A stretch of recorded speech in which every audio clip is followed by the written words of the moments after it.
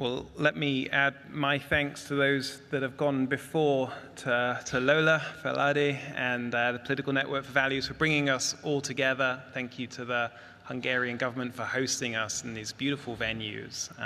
It's a real honor to be on the panel with my distinguished panelists, and also want to say a special thank you to State Secretary Tristan Ashby, who I know has been working so hard on these issues and to defend the persecuted for so many years. And in an age of sound bites and tweets and catchphrases, it's been really personally inspiring to me just to see the tangible actions of the Hungary Helps program all around the world, and what a difference it is making. Well, as I reflected on the title of this session, the key role of religious freedom in modern societies, you would think that I would focus on the religious freedom side, but I was struck by this phrase, modern societies. What is a modern society? What is it? Well, earlier this year, I sat through what I would call a heresy trial. It wasn't in a faraway land. I hadn't got into a time machine and gone back in time.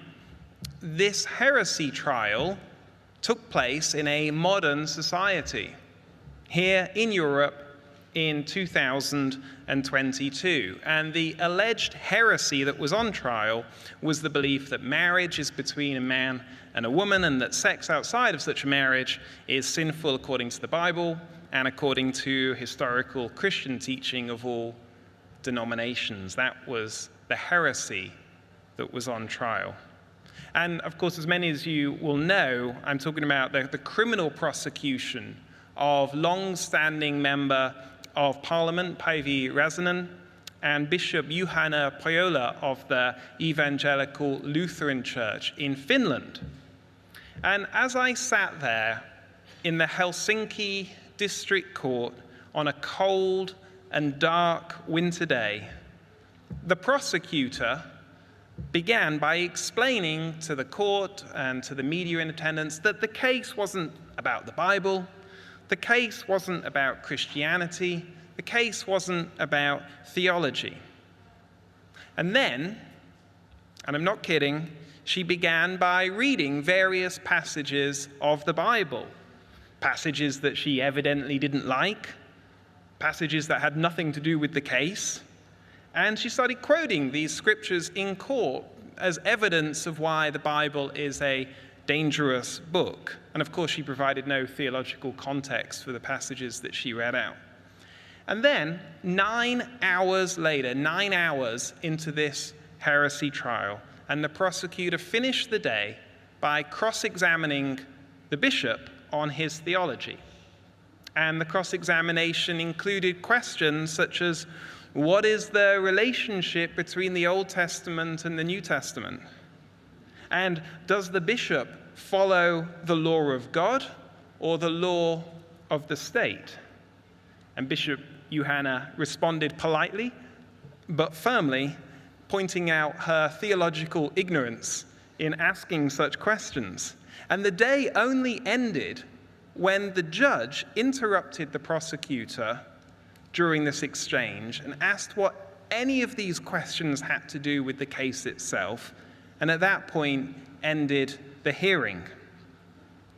So make no mistake about it, the Bible was on trial here in Europe in a modern society in 2022. And the good news, as many of you will know, is that we won that case in March. It was a unanimous decision, and all charges were dismissed against both Päivi Räsänen and Bishop Juhana.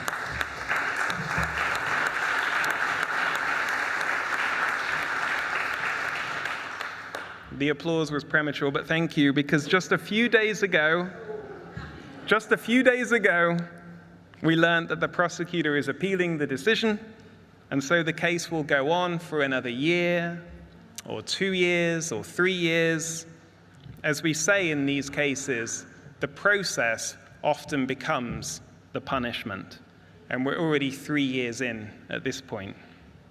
Now, I don't think anyone in this room needs persuading about the importance of religious freedom in a modern society, or indeed in any society.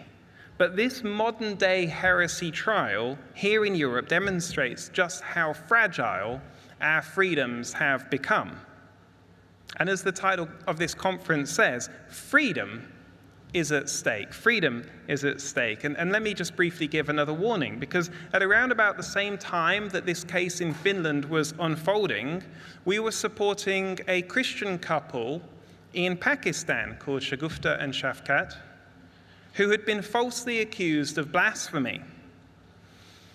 Päivi Räsänen's blasphemy was sending a tweet of some Bible verses. The alleged blasphemy in Pakistan was some text messages that were allegedly defaming Muhammad. Both were hauled before the police. Both were falsely accused. Both faced prison.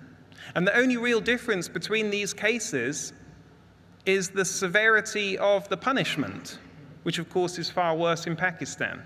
And so although Shagufta and Shafkat were also acquitted last year, praise God, they spent 7 years on death row before their eventual release. So here's my point. Blasphemy trials in Pakistan and hate speech trials in Europe or across the Western world are more similar than they are different. They're more similar than they are different. And so what does all of that mean as we think about religious freedom and the role of it in a modern society? Well, to me, it means that we have to do a much better job of protecting our own religious freedom and freedom of speech.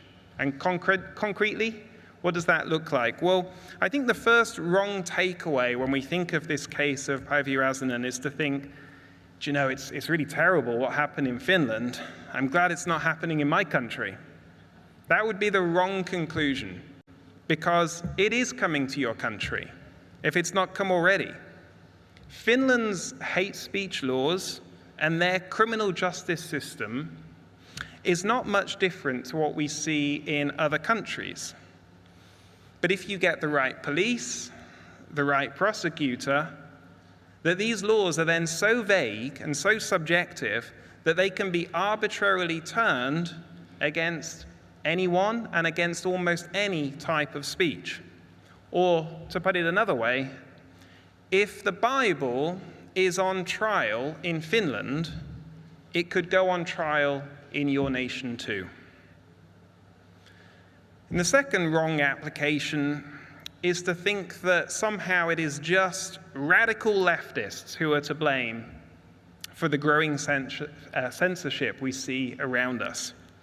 Now, it's easy to blame political opponents and the bogeymen of big tech, but unfortunately it's not that simple. So allow me to be a little provocative, if I may, at the end of the afternoon here on a warm day. Conservatives vote for these laws as well, often in the misguided belief that such laws will never be used against them. In fact, Päivi Räsänen, Member of Parliament for over a quarter of a century, voted for the law that she is now being prosecuted under. And of course, we spoke about this when we met. And she said, it never even came up in debate. It was not even really considered. We just thought it was going to be applied to neo-Nazis, to far-right extremists. We never thought that it would be applied to us as well. And so what we see happening across the West is what I would say is an opening of a Pandora's box of speech restrictions that are really just exploding in all of our countries. Hate speech laws expand every year. We have misinformation and disinformation laws. We have laws against fake news. We have laws against extremism. We have laws that are meant to punish big tech, but are actually putting even more power in their hands. And the vast majority of these laws contain undefined and often legally undefinable terms and put more and more power in the hands of the state and in the hands of quasi-state regulators. And let me just give one example of this proliferation of censorship that we're seeing right now. the EU wants to make hate speech an EU crime. This is currently being debated across all 27 member states of the European Union. And so hate speech as an EU crime means uniform enforcement across all 27 member states. It means elevating the crime of hate speech to the most severe forms of crime, including human trafficking and terrorism. And of course, the European Commission has not defined what it means by hate speech, other than Ursula von der Leyen explaining, and again, I'm not making this up, explaining in her proposal to introduce this EU crime, quote, hate is hate, end quote. So there you go. No more debate needed. Hate is hate. A few years ago, we had love is love. Now we have hate is hate. And so I hope that all of the EU member states that are represented here will work hard at the national level to reject this proposal as one concrete action point. And more broadly, if we are going to see religious freedom flourish in our modern societies, then we have to end these heresy trials. We have to move beyond that. And to do that, we have to stop the ever-growing expansion of speech restrictions affecting all of our countries, and once again, recommit ourselves to defending freedom of speech in law and in our culture. And I'll just finish with this. It was, I think, 2004 that my predecessor, Ben Bull, attended a heresy trial in Sweden. That time, R.K. Green was being prosecuted for preaching a sermon from the pulpit. It was the case, more than any other, that brought ADF to Europe and out of the US under Ben's leadership. And that was in 2004. And here we are in 2022, 18 years later, and we still have these heresy trials taking place. We haven't learned the lessons. We haven't done enough to protect freedom of speech in Europe and across the West. And now is the time. Thank you very much.